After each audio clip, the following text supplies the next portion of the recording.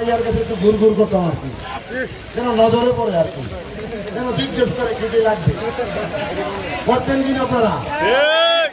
আমার বাবা আমার একটু মুড়ি ছিল, সহজে কোনো কথা বের হতো না, অনেক কথা থেকে কাজের ইয়েটা বেশি ছিল। এই অভ্যাসটা আমার আছে, বিষয়টা বুঝছেন?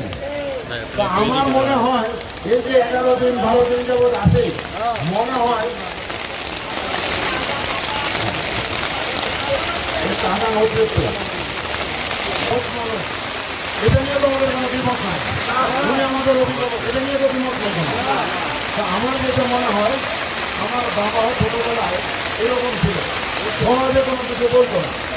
হ্যাঁ, অনেকে নির্দিষ্টে নীরবে অনেক সময় মন খারাপ করে ডাকলাম, নিজের কাছাকাছি সময় আসে 3 বেলা রাত করে নিজে নিজে একাই খাইতাম, 1 বেলা খাইতাম, 2 বেলা খাইতাম না, খোঁজও নিত না। মজার বিষয় কি জানেন, ঈদের দিন সকালবেলা দেখতাম ঘুম থেকে ওঠার পরে অনেকের নতুন জামা কাপড় জুতা বাচ্চার জামা কাপড় দিতে দিত। বিশ্বাস করে নিশ্চয় আমাদের এই কষ্ট, আমাদের অভিভাবক নিশ্চয় সেই ঈদের ছুটিটা নিয়ে আসবেন। পর্যন্ত আমরা সবাই ধৈর্য ধরে থাকবো। আমরা এই জায়গাটার মধ্যে কিসের জন্য আসছি? সাধ্য ভাগ আমি নিয়ে আসছি, কোনো ছাড় নাই, একটা দাবিতেও কোনো ছাড় নাই। এই দাবির পক্ষে হয় মুক্তি নয়তো মৃত্যু, হয় মুক্তি নয়তো মৃত্যু।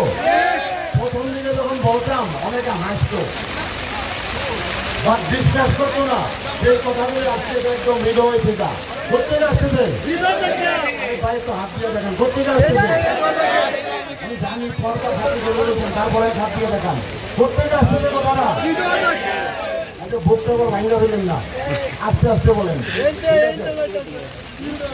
আমি একটু পিছনের মানুষগুলির কাছে একটু শুনি, শোনা যায় আমাকে?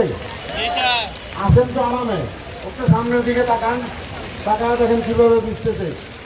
এই আন্দোলন কবে থামাবেন আপনারা বলেন?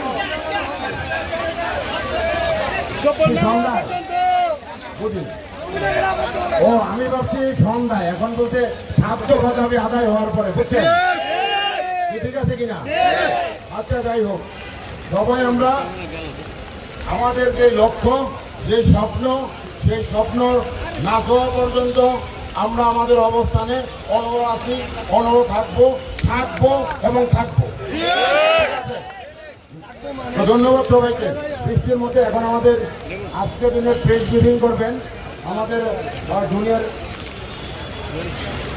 আমাদের এই যে মন্ডেন শহীদুল ইসলাম।